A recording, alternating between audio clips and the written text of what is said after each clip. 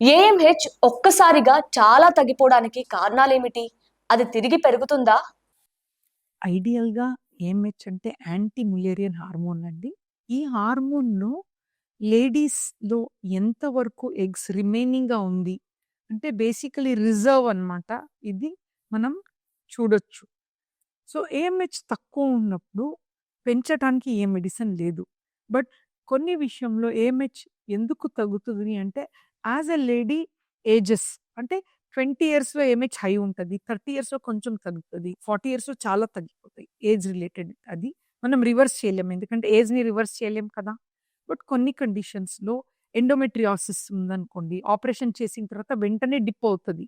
కొన్ని రోజు వదిలేస్తే మళ్ళీ బ్యాక్ టు నార్మల్. కొన్ని మెడిసిన్స్ వల్ల కూడా షార్ట్ టర్మ్‌గా తక్కువవ్వచ్చు. మళ్ళీ it can come back. So, as a doctor మనం డీప్‌గా చూడాలి ఆ పేషెంట్ ఎలాంటి ట్రీట్మెంట్ వాడారు. సో, అలాంటి డిప్స్‌ని మనం కవర్ చేయొచ్చన్నమాట.